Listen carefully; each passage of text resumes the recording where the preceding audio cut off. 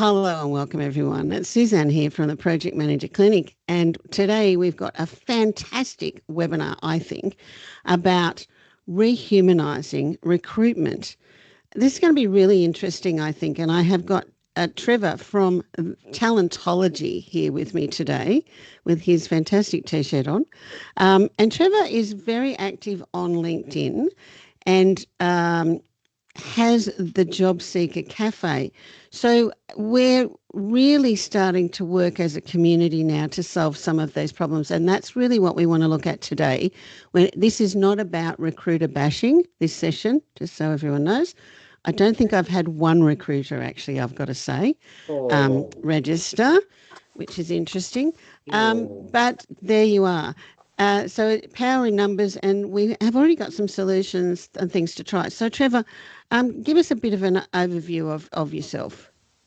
Wow, thank you so much, Suzanne, and thank you so much for having me on your podcast, your webinar. It's great to be here. Happy Thursday, everybody.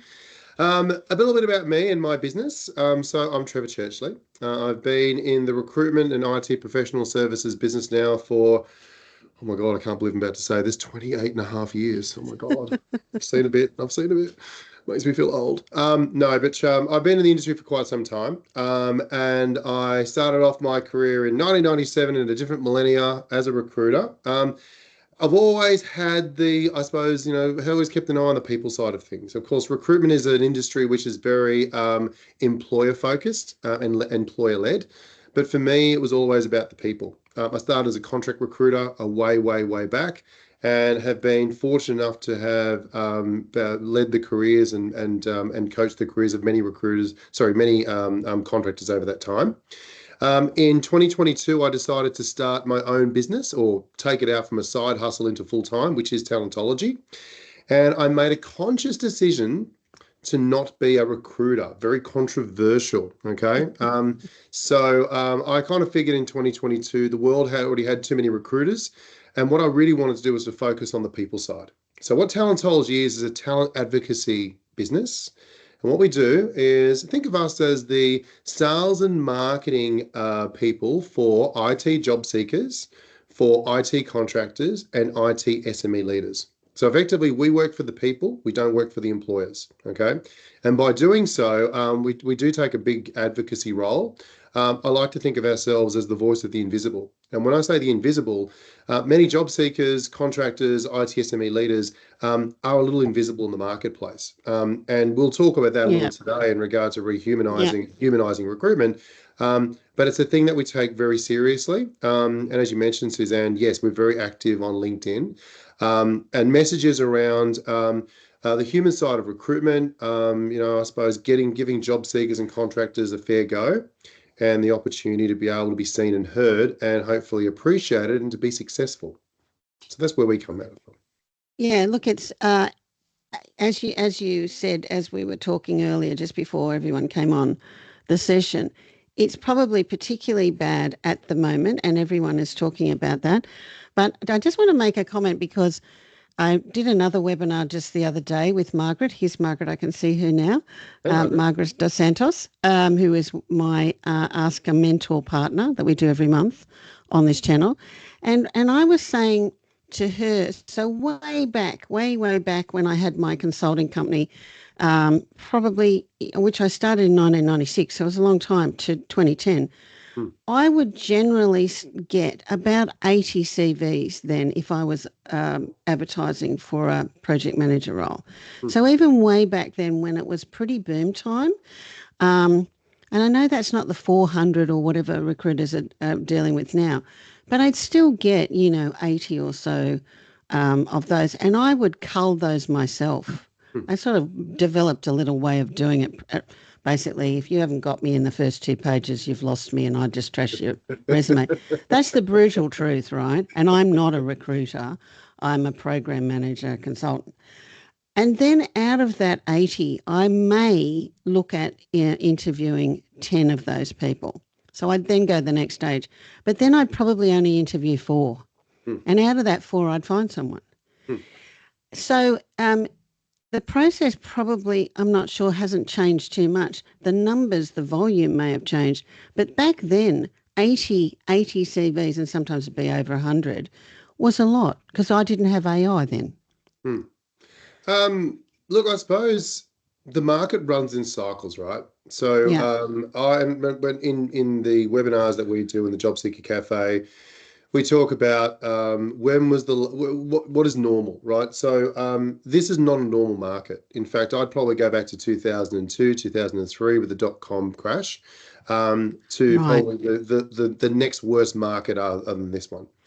And back then it was pretty bad if you remember back that far. Yeah, I do. Yeah. Since then, we've swung through cycles. We've had GFCs, we've had increases, we've had boom time. Unfortunately, right now, we've also got this, the surge of AI. In my opinion, there's a lot of hype. I think at the moment there's a lot of people with a lot of opinions, which I think Yeah. aren't necessarily the truth. But equally, what is the truth? Because the recruitment industry is hidden behind a big dark curtain. It's a land of non-transparency, and it's very difficult to work out what is going on. But at the Mm. moment, I suppose the proliferation of job applications to a role, I think you can trace it back to, about 2016, 17, this thing called Quick Apply started appearing, both on Seek and Yes. also on LinkedIn. Mm-hmm. And I suppose on the outside, it sounds amazing. Quick apply. It means that I Yeah. can use my LinkedIn profile or my Seek profile to be able to spit out an application really quickly. But the problem with that is that it makes it sometimes too easy to do. And all of a sudden, if I'm a job seeker sitting at home, not realizing why I'm being not successful for the already 10 or 20 applications I put out, Yeah. then sometimes it turns into, in your mind, a numbers game. Okay, well, I need to just push out more applications because then it's more chances to win. But the Oh, reality is yeah. that if everybody does that, now all of a sudden, recruiters are inundated with applications. Employers are inundated with applications, which means there's a lot more noise, which makes it really difficult to be seen and heard.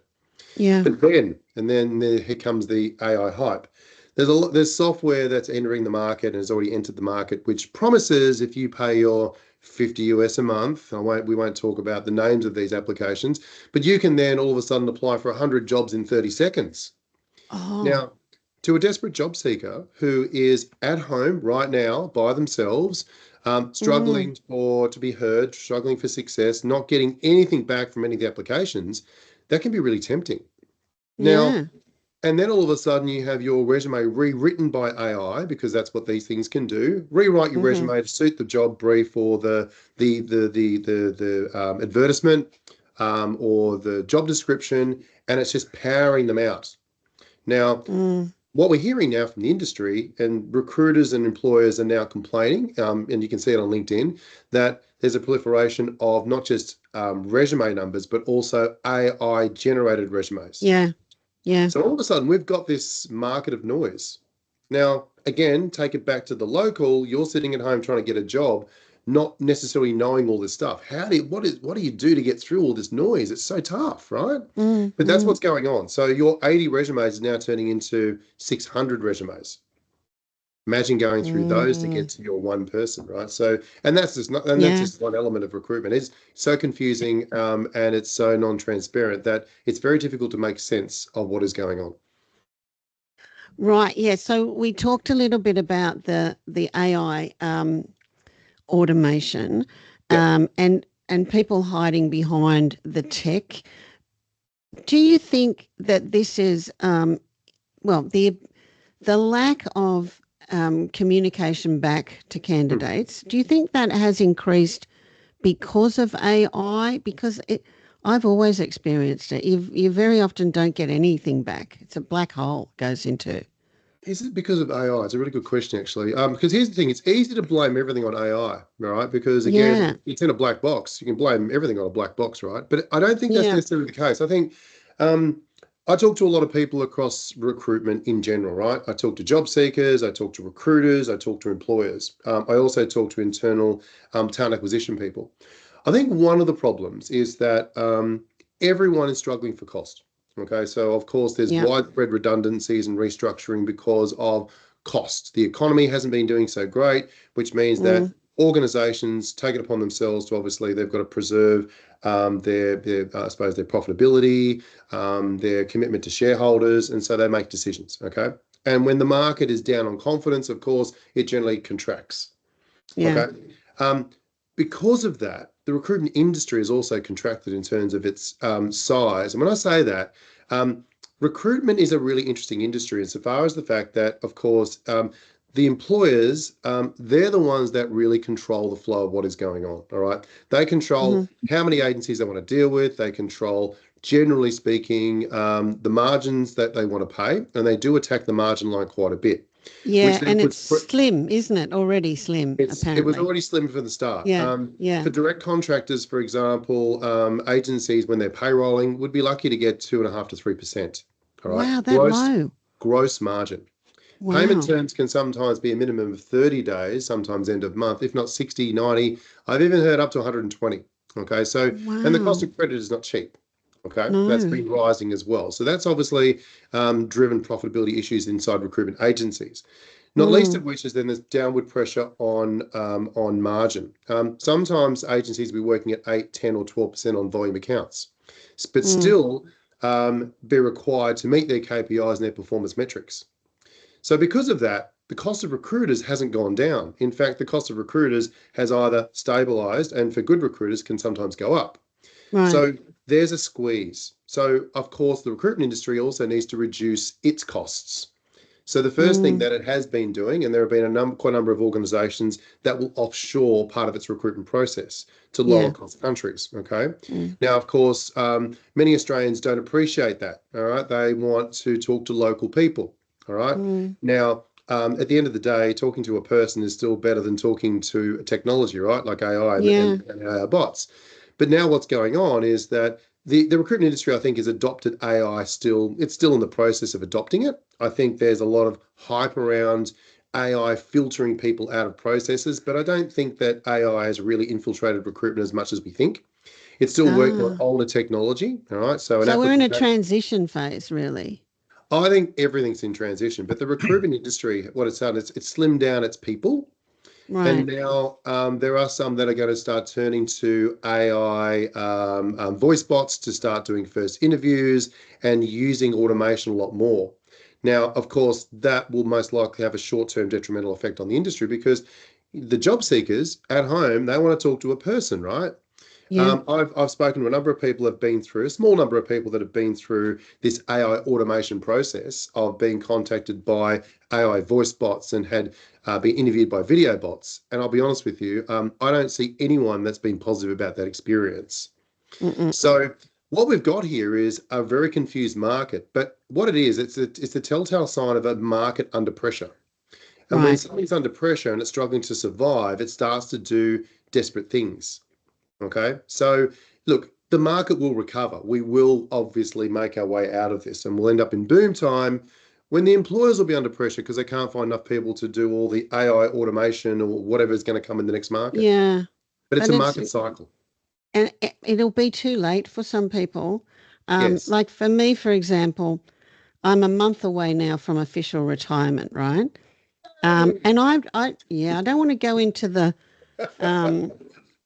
we don't want to go too much into the age issue in this session. We'll do that in another session because that's a whole subject into itself. But I had planned to be able to work for the last 2 to 3 years into retirement, which would almost have wiped out my mortgage. Well, I haven't worked now for over a year. Yeah. So that's, and I'm in a much better position than a lot of people. Yeah. But that's going to affect me now in my retirement. And then we have all these other social factors, pressing down on people, trying to get older people out of their homes and, free things up. There's a lot of talk, there's a lot of stuff. So we talked a lot about the transitional stage and, from a program management perspective, many of us know this transitional churn that people have with that change. Yep. And we've got a flag to talk about the emotional toll on those being recruited. But it also sounds like there's going to be an emotional toll on the recruiters themselves then.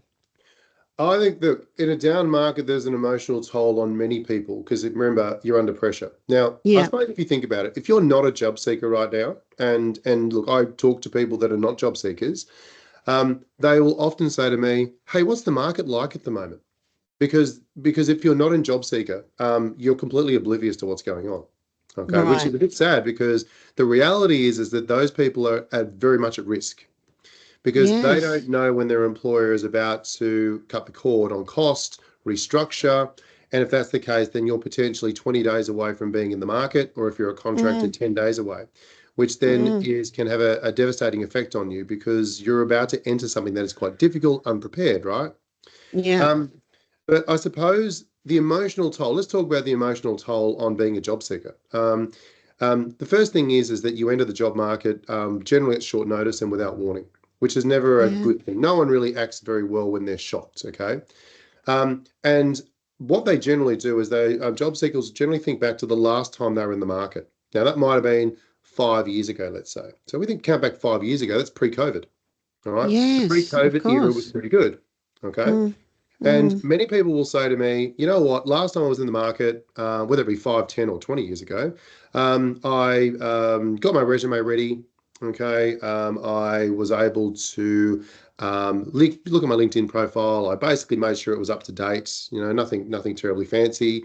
I made a couple of phone calls, both to my network and to the recruiters that I knew in the marketplace who were good recruiters. Then I started getting a few opportunities through. I applied for a few jobs. A couple of weeks later, I had a job. That's a very common story. yes. Okay. Yeah. But anyone that's Yeah. been in the job market in the last time, which is normally in a boom period, because Yeah. boom periods outweigh down periods, right? Oh, good to know. All right. Because we generally Yeah. don't have long down cycles. Oh, this one has been a little bit longer than most. Okay. But Yeah. here's the problem is that if you count back to where you were last being a job seeker, that playbook, if there was such a thing as a playbook, God forbid there would be a playbook, right? Was Mm, certainly different. Now you're in this yeah. market and this playbook is decidedly different, but you only find out over time. So, Mm, job seeker sits at home. First day they're a job seeker, they're by themselves. So they've left their business, there's no team around them, their mm, partner's gone to work, the kids are gone to school, and they're literally like all of us probably today, sitting by ourselves. yeah. Okay. Now, that's fine for day one, right? And you do your resume, you do a few bits and pieces, and you put out your first application expecting, that you are going to hear back. A week later, you haven't heard back. Okay. Mm, You send out some mm, more applications. 2 weeks later, you've heard nothing back. 3 weeks later, you might have had a few emails, automated emails saying, "Oh, thanks very much for your application, but you're not right for the job. But hey, stay tuned to our socials to see what other roles we've got going." No indication for why you weren't successful. And you don't know yeah. that the role may have been a fake role. It could have been a duplicate role. It could have been a whole bunch of stuff. Okay. You also don't really think to yourself, I probably should use my network because a lot of people in IT are generally introverted, okay? And as well as that, when Mm. they're a job seeker, they fear telling others that they're a job seeker because they fear Oh, judgment. They fear, that level of judgment, yeah. which is, what, you're out of work? What's wrong with you? Okay. Yeah. It's still sometimes that fear in the back of people's minds. But the Mm, problem is that when you don't get the feedback and you don't get that level of validation, oh, okay, I did this wrong, I'll fix that up, then you're left mm, guessing. And when you're left guessing, you spend a yeah. lot of time in your own head. Eventually, optimism turns into to basically self-blame.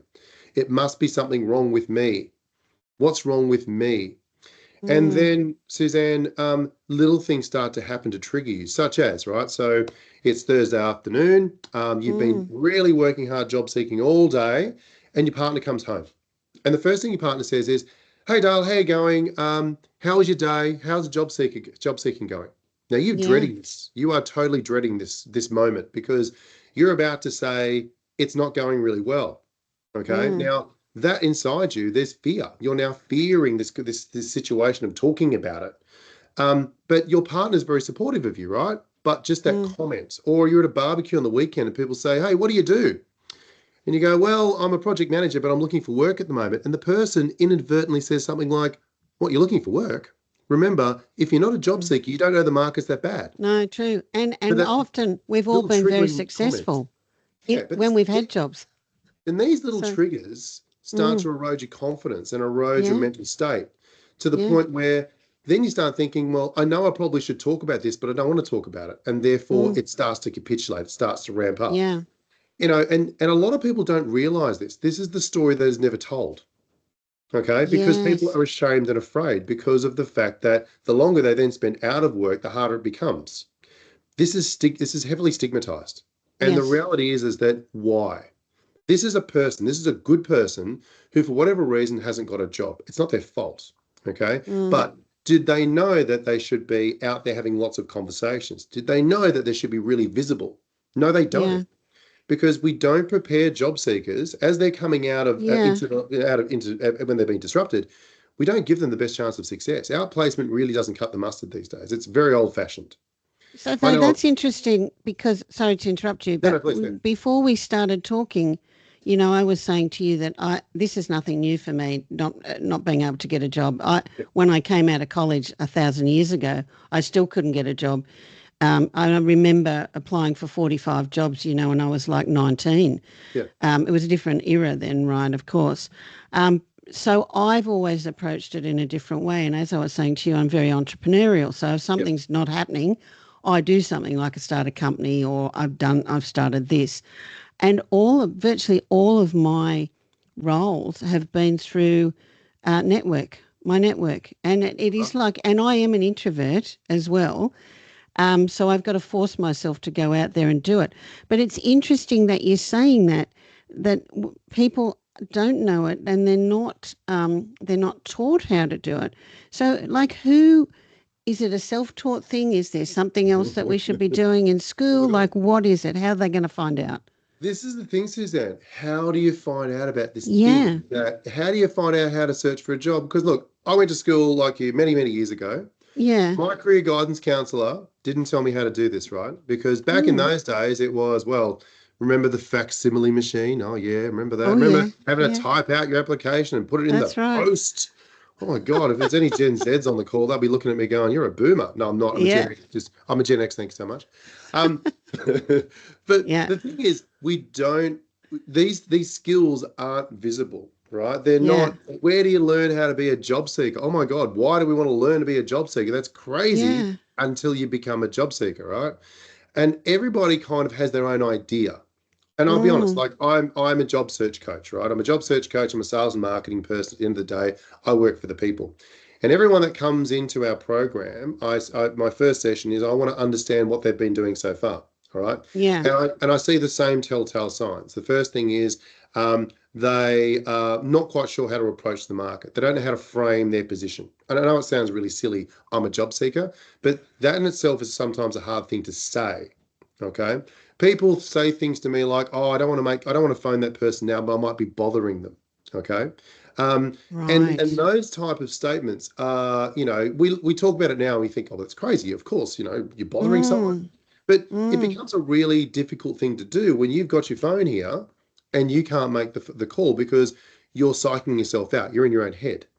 Okay. But Yeah. the reality is that if you apply for jobs and you're up against 600 people, and typically in project management, this is real, right? How Yeah. are you going to be that 1 in 600 that gets noticed? And how are you going to be the person that actually knows whether that job is real or not? And that then becomes the issue, right? So that realistically, I'm not suggesting you don't apply for jobs. What I am suggesting is Mm. that you really need to be leveraging your network, because the one Yeah. unfair advantage that older people have, right? And when we say older, I'm an older person too, right? Mm. Let's say Mm. plus 45s, we're okay with the Gen Xers. You have an unfair advantage over everybody else because you have a network, all right? And you've had this True. network since you started your professional career, even beyond it. School, university, the people that you worked with in your first job. If you can think back that far, those people Yeah. now, like you, have progressed, okay? And they've all taken Yeah. their own career turns and shifts and so on and so forth. Some of them, yes, you're right, might be retired. That's okay. Some of them may end up being or have turned into the chief information officer of a large tier one corporate. But the thing is that if you aren't tracking your network and not staying in connection with your Yeah. network and not staying Yeah. visible to your network, then you don't know this. Because here's the fun thing, right? Yes. Here's the fun fact of the day. In all of your networks right now, there are jobs. Okay. There are vacancies Yeah. with people that you used to work with, whether they are the hiring manager or whether they are someone that's working in a team with the hiring manager.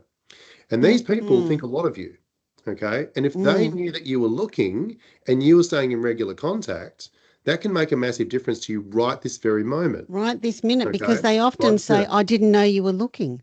I didn't know you were looking, I right? didn't know you were looking. Yep. So in our programs, what we encourage people to do is, get on the phone, reach out. I know that this industry is a generally introverted industry. I get it. But as you said, Suzanne, you've got to be able to push yourself out your comfort zone. And you will grow. I know it's a cliche, but you will grow. Yeah. But what I like to think is, okay, this is going to be a tough moment to get through to make that phone call. But what's the objective? The objective is to get a job. I need to get over the first hurdle before I can be successful. So let's give it a go. And think to yourself, I like when I coach, I look at the psychology of it. Think of it to yourself, what is the worst case scenario that may happen at this call?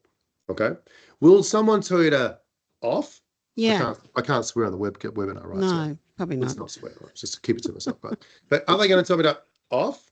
Yeah. No, they're not going to tell you to off. Yeah. The worst that's going to happen to you is that they're not going to get back to you.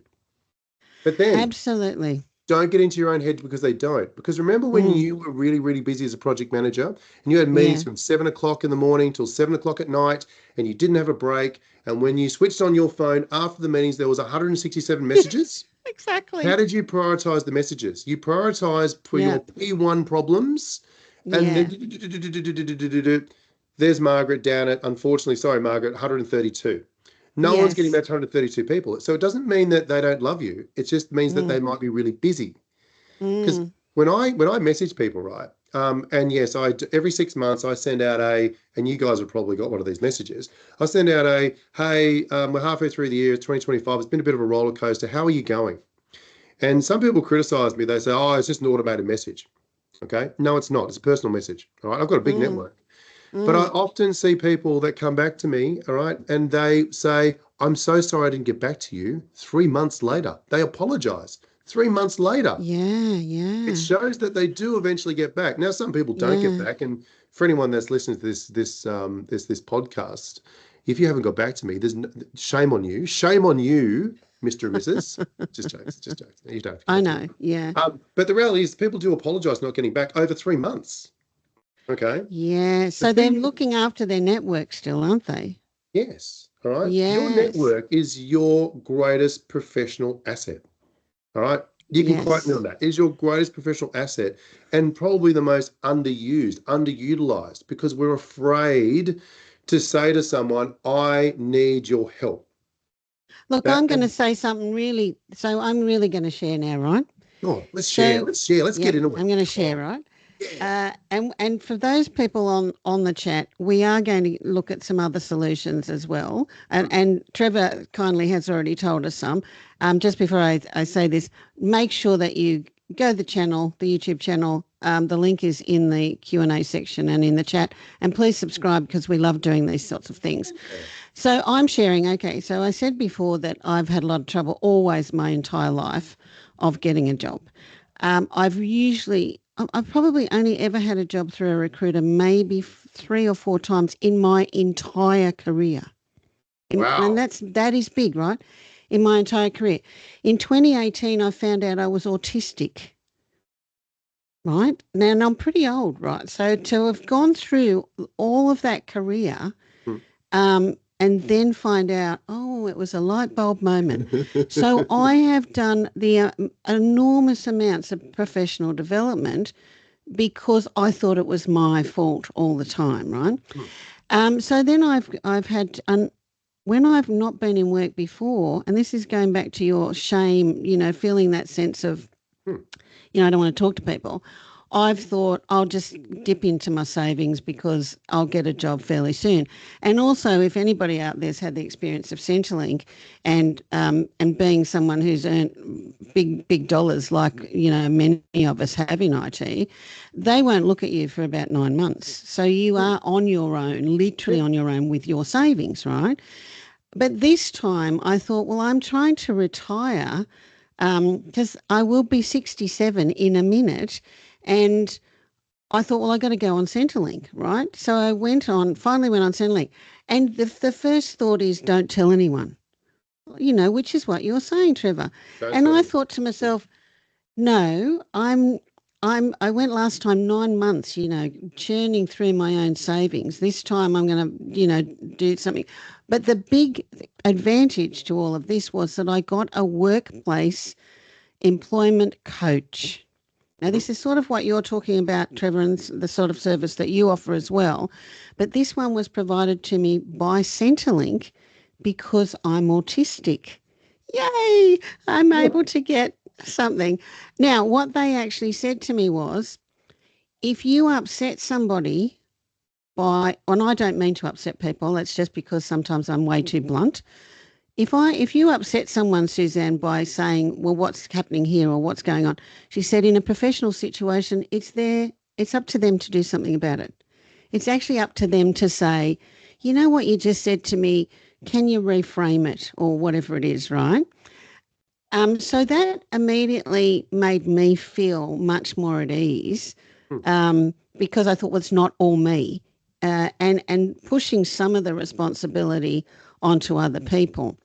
Um, I just want to talk a little bit about, and we've talked about the I'm not alone and things like Hmm. that, and you have that community, which we'll tap into a little bit later.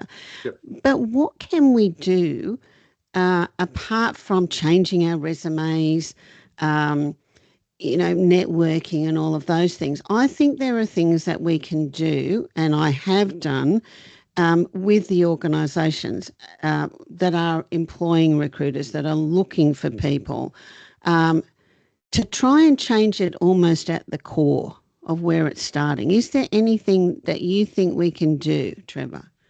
Are we talking on an individual basis for job seekers, or are we talking more on a macro level regarding the industry?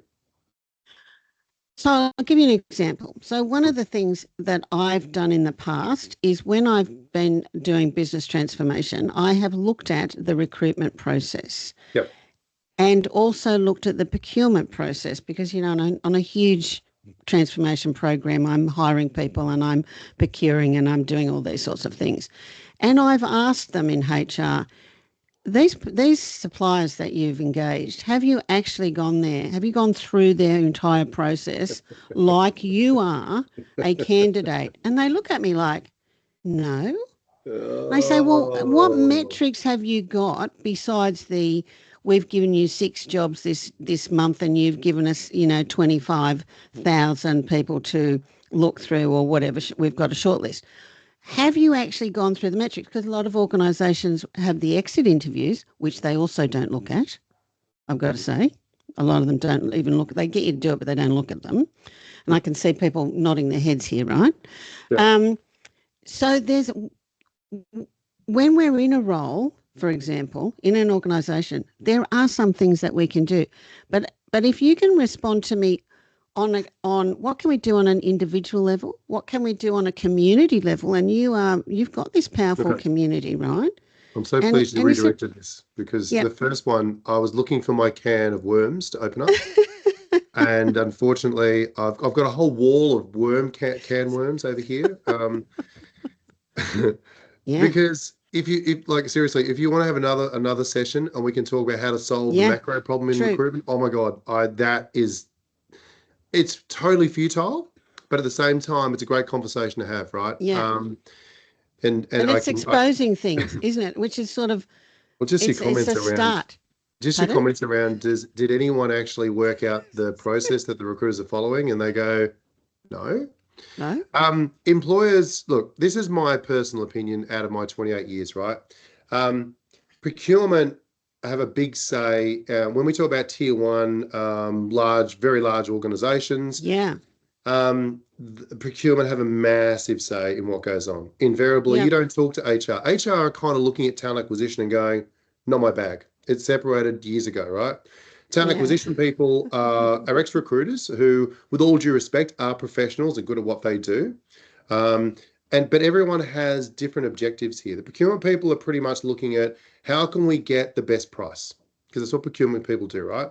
How True. can we get the best price? And because the industry itself is very, very low levels of governance, right?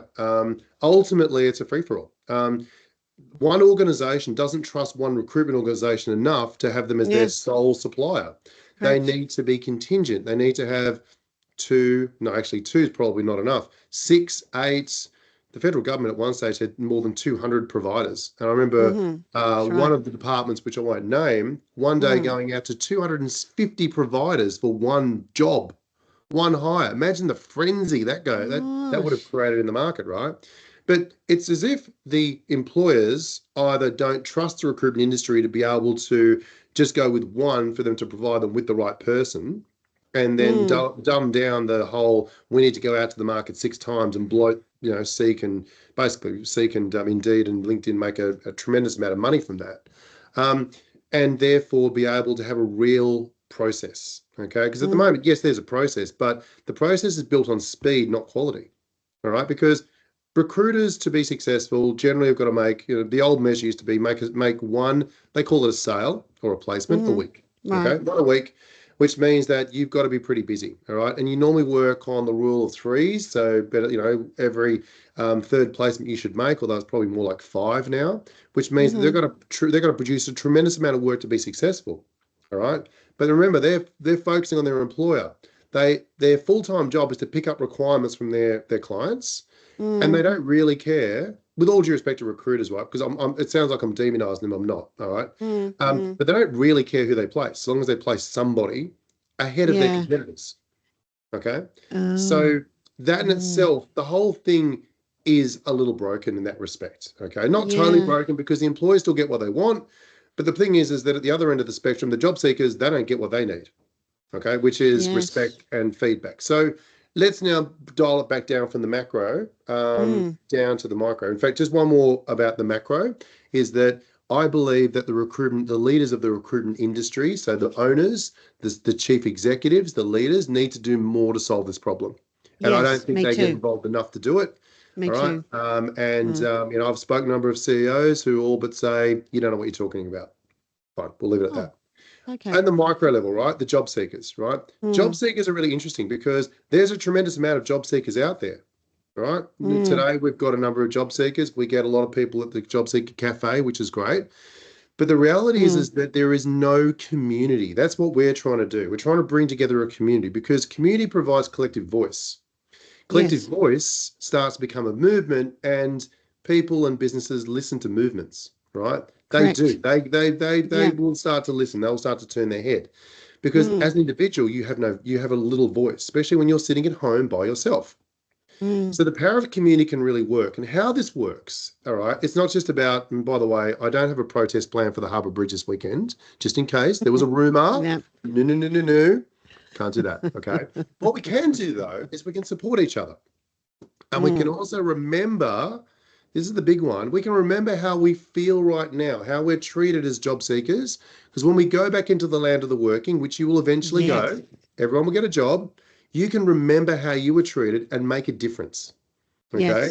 To not ghost people, to demand more of the process, to not just sit back and go, oh, yeah, I know it happens, but I'll just turn a blind eye, because that effectively aids and abets it, okay? That's right. Someone's got to take a stand. Someone's got to do something differently, and you guys have got that opportunity to do it.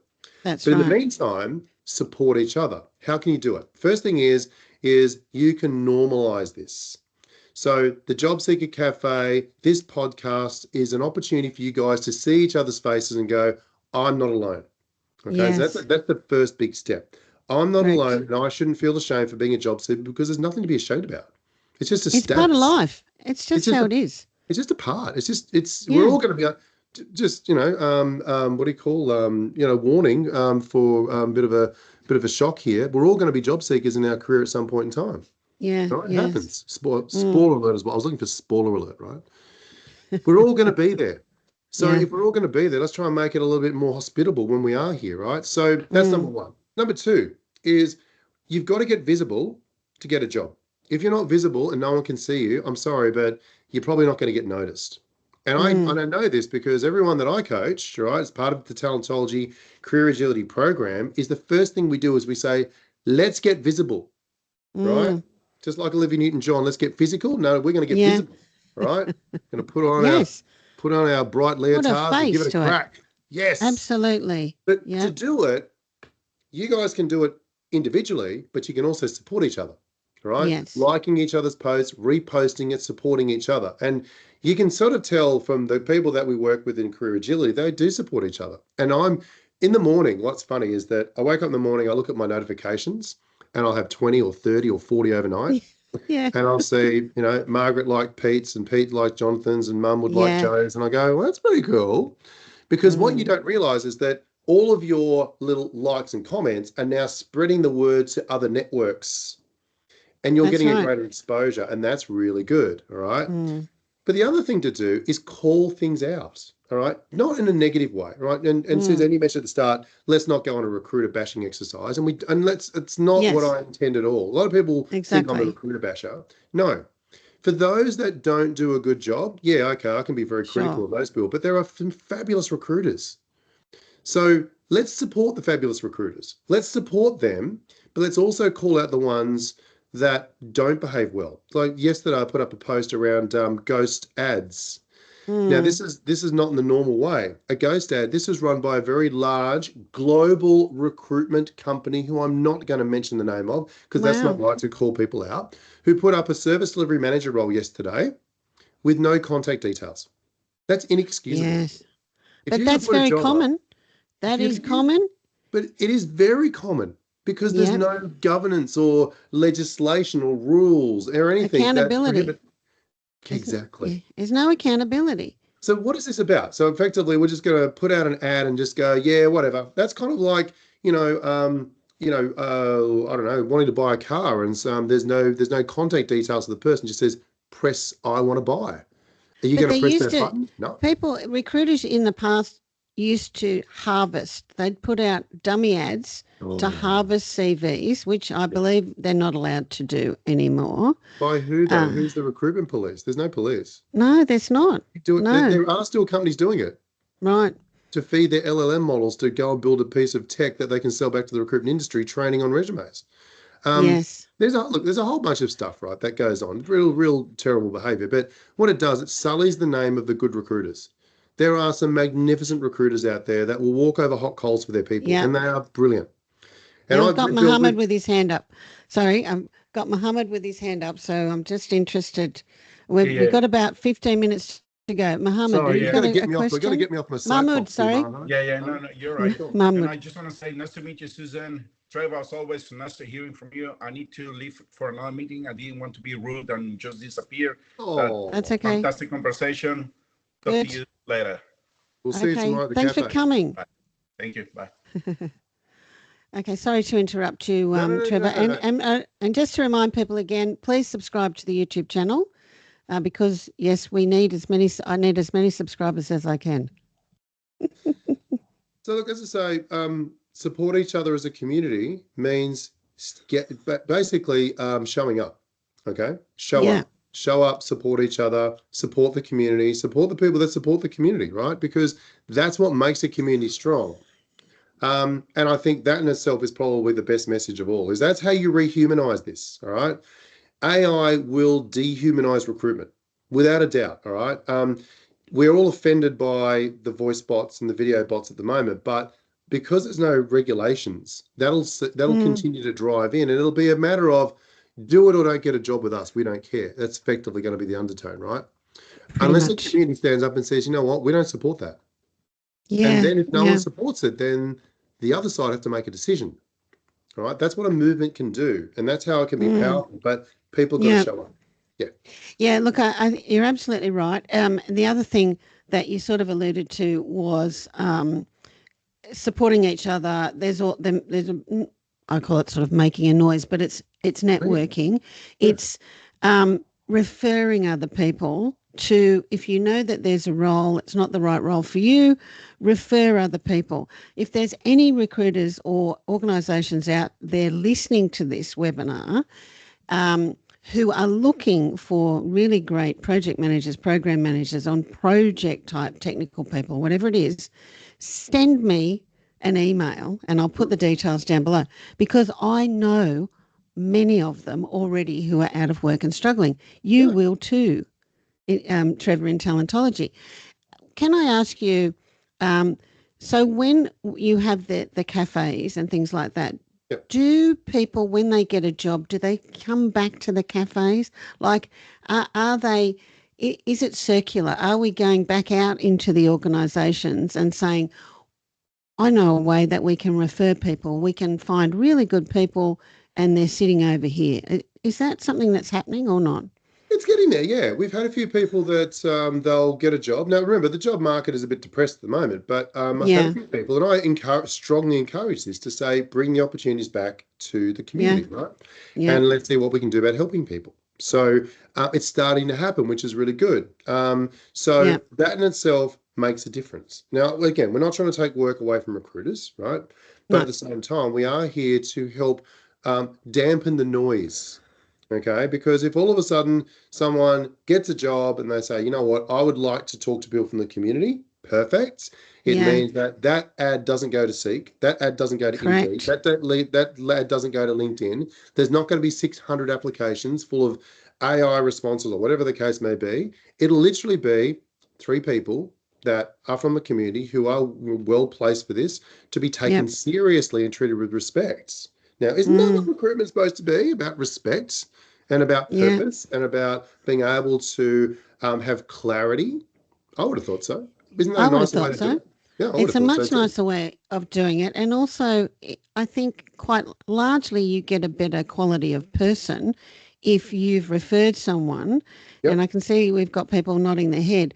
Yeah. But I've done a lot of work in the government and they didn't want jobs for the boys, which And you that's can what they understand used to call it, right? because you've also got to be careful of corruption and nepotism. Absolutely. So you still got to get the role on merit. I'm certainly not suggesting that you get a role for nepotism, but at the same time, have an open process, but dampen the noise. All right. Dampen the noise. Why is it? Why is it that all of a sudden, we've got a role that comes out from a large bank to 6 recruiters that goes out to Seek, Indeed, LinkedIn, right? So think about it for a minute.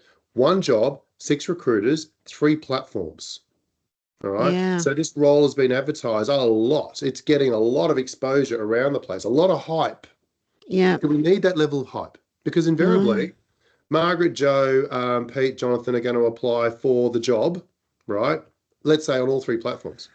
That proliferates the applications off the bat. Because sometimes the agencies, the recruiters will all have their own take on the requirement and write their ads differently. It all sounds a bit different. But the job seekers are putting a lot of effort into this, right? Yeah. And invariably, the role might even be a fake role because the big bank has already got their candidate that's come out from the network, but they say to themselves, we need to be fair about this. We need to offer it to market, to be seen to be fair. Now, I don't know about you, but is that really fair? Is it really fair to stir the market up and get all these people on this call today riled up about an opportunity that they're never going to get feedback on? I actually think that's cruel. I'm going to call it. Cruel. I'm going to use the word cruel. It's cruel. It's not authentic. It's almost unethical. It's process for process sake, which is serving the employer's conscience. Yes. Really? Is that what we've got to do here? It's going to make it up. And let's face it, Seek are making a fortune because they're getting all these ads. They'll tell you that they've got 40,000 new jobs every day. Bullshit.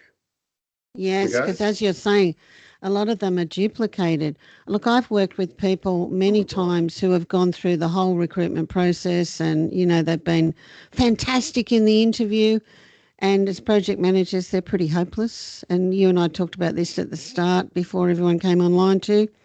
They don't always know, recruiters don't always know what a project manager is. And remember, we're talking from the Project Manager Clinic, so we're talking about specifically projects and project management. Way back again, years and years ago, I did a whole course for recruiters, a number of recruitment companies, to talk to them about what project management actually was and how they could identify a good project manager. Yep. Well, I haven't done those now for a long time, but there's sometimes I read the ads and I think, man, that is just complete and utter rubbish. And I actually got AI AI offered to write me a position description. This was on LinkedIn. Thanks, LinkedIn, for my company, PM Clinic, to employ someone, a job. So it wrote me the job spec. I will publish this on LinkedIn later. This will be interesting. Well, for the project managers out there, it was so stereotypical. You just cannot believe it was all the Gantt chart stuff. It was all the status reporting, blah blah blah blah blah, all that stuff, right? Yeah. So there's a conundrum basically of things that all collide together that get us to this point where we can't necessarily rely on the recruitment industry to get us a job. I think that's sort of what you're saying. Rely on community, get out there, do stuff. Yeah, talk to them, apply for jobs, but do other stuff as well. I think relying on someone to do something for you is a problem. Yeah. Because the reality is you need to rely on yourself. Okay. Yes, true. And true. that sometimes is the realization of, oh shit, I've got to show up. Okay. So, in that respect, there is plenty you can do. Okay. Plenty. Working on your network is number one. Finding out the people who are in hiring positions in businesses that know you and would hire you. That's a great place to start. But I think irrespective of all the different tactics and strategies and channels, the first thing you've got to do is you've got to be visible and you've got to have conversations, because that starts to take you forward. And the thing is that it can be very discouraging, because just because you're ready in the job market, it's like me saying, right, I'm ready, I'm here, everybody stop, I'm here. They're not ready for you yet. You might be ready, but they're not ready for you. So you've got to do the work first. You've got to put in the calls. You've got to, yes, get your resume, LinkedIn ready, done, fine. But then you've got to start promoting yourself and getting visible. And look, I've taken people in the Career Agility program who have never, ever posted on LinkedIn before. You know who I'm talking about, people, right? Never before. Who are these people? And me in this crazy T-shirt, I can't name them. That would be wrong. Wow, no, that's amazing. They know who they are. But here's the thing. They've never posted before. And I say to them, all right, we're going to do your relaunch post, because that's the first post. When we do a campaign, we do a 13-week campaign, and we say, do your relaunch post. And they go, really? I don't know. Should I? And I'm like, yeah, trust me. Look at my eyes. Trust me. We put this post out, all right? And people with like 400 connections get 8,000 views of their first post ever. Of course. And they ring me up and they go, oh my God, I can't believe this. I can't believe this. And then all of a sudden their lack of confidence turns into a lot of confidence. Like literally, they've like crossed this imaginary line and they go, oh my God, this is amazing. And I go, yeah. And they look at me amazed as if I'm this magician. I go, I'm not a magician. All we've done is we've just said, hi, I'm here. 8,000 for someone with 400 connections, right? Yeah. And then they do follow-up posts. And they do get disappointed after that, because unfortunately, folks, I can't give you 8,000 every time. Sorry. No. Then it dips a bit, but then it goes up a bit, then it goes down a bit, right? But there are different forms of content to be able to engage. And what that does, it produces leads, right? Leads. People like it, comment on it, repost it. These people, some of them are your supporters in your community, tick. And there are others that are doing it because they like what they're seeing. They're leads, right? You can do a bunch of stuff. But by doing so, I think one of the big things is, visibility is one thing, but confidence is another huge thing that you can gain from being able to just get out there, to show up. Yeah, right? I think it's discipline as well. You are disciplined even if you are only going to spend 2 hours in front of your computer per day when you're unemployed and you're going to apply for jobs. But the discipline to go to LinkedIn, check your messages, maybe put a post, engage with someone, ring 5 people a day. I mean, this is like the old-fashioned salesperson. I have to ring 5 people a day and I have to do this, that, and the other. Did you say salesperson? Sorry about that, but yes, you've got to sell yourself, haven't you? No, the reason I make that point is that's exactly the point, right? Yeah. You're all salespeople. You're selling the most important product in the world, which is you. You're the salesperson for you. So you got to act like that salesperson. And it's okay. It's not dirty to be a salesperson. Right. It's okay, right? Promise you it's okay. But this is what your job is now, right? To get out there and promote yourself and market yourself and get it going. But the other thing I'd also like to point out is be different. Okay. If you are in a sea of the same, no one's going to see you. If you're the one thing in the sea that's different, people will see you, right? Look at the news feed, right? Because the news feed is obviously where your content goes to. And make sure it's different to everyone else, right? Just recently, I'll give you an example. Won't mention the person's name, all right? Not that his name is Frederick, but that's fine. He hadn't posted before for a long time on LinkedIn.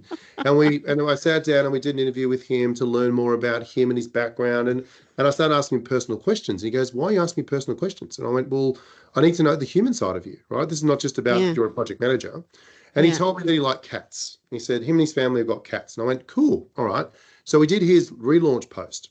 And basically, it was a picture, big picture of a cat eating, all right? Yes, I remember that post. Right, you remember that post? Here we go. Yes. Well, here we go. See? You didn't know I was behind that one, see? And it says, "Project completed, job done, cat fed, I'm ready to go again," right? Yeah. Simple.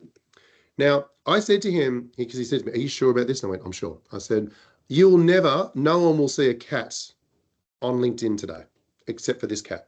Yeah, and it was true. There was no other cats on LinkedIn. And he ended up getting something like 6,000 views. And he's like, "Oh my God, it worked." I'm like, "Yes, it worked because you were different." Think of the newsfeed, because let's face it, folks, the newsfeed is it the most boring place on earth sometimes? Oh my God, it's killing me. I know. Be different. Don't be afraid to be different, because here's the thing. If someone judges you, "Oh, that person's different, blah, blah, blah," well, then take them off your list. They're Take not them here off to your support list. you. They're never going to support you. So let's use it as a weeding process, right? But dare to be different, show up, have a go. And if you ring someone today, right, always start with, "Hey, how you going? Happy Thursday," because it's Thursday, right? I forgot. "Happy Thursday, how are you?" Be open. If they don't answer your phone call, here's a little tip for you. As Gen Xers, we love to send SA text messages. Does anyone know what I'm talking about with SA text messages? It's a text message that's this long, but the phone's only this long, right? Do not send SA text messages, right? Think of your kids, the Gen Zs, all the cool kids. They send short messages and lots of them. Yes. It's kind of like saying, "Mama want a lolly, Mama want a lolly, Mama want a lolly," and eventually get a lolly. Use your phone and say the first message is, "Hi, Margaret, happy Thursday. It's Trevor from Talentology." Always mention your name, because your name may not be in that phone. Message done. Second message, "Just tried to give you a call. Can you please give me a call back? Thank you very much." Now, 4 times, 4 times, right?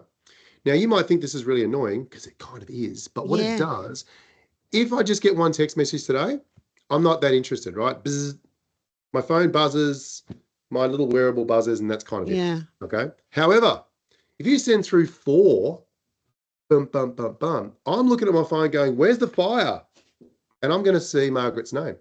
And I'm going to top of remind mind.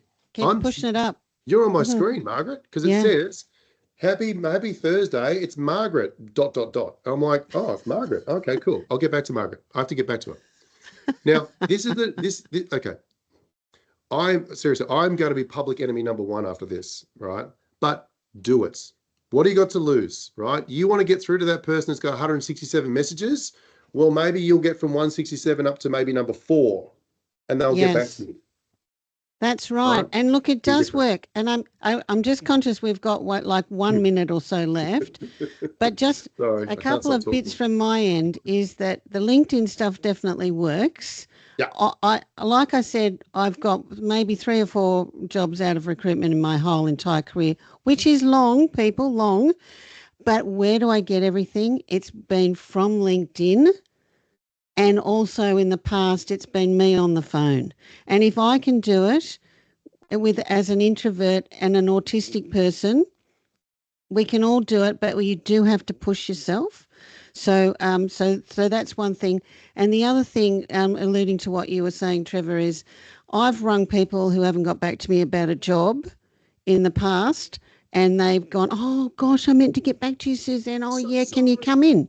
Right? "I'm so sorry for ignoring you. Come in. I feel guilty." Exactly. Yep. So what have you got to lose? I think this is not personal. I know it seems really personal, but it's not. This is your job now. Your job is to stay disciplined, get in front of the computer, get on the phone, get out there, network, do all of that stuff. That's what you're doing until you get the next job. Look, the reality is that if you're struggling with this, and people, this is not everyone's cup of tea, right?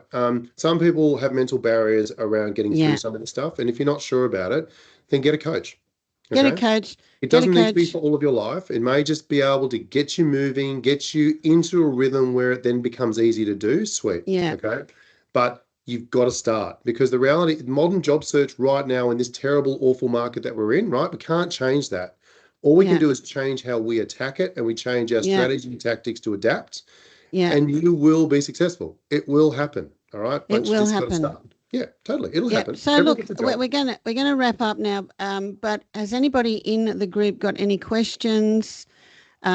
If you've got some questions, put it in the chat. If we can't get back to you now, please reach out to me via email. Go to the website, which is www.pmclinic.com.au. Somebody's actually just put something in the chat now.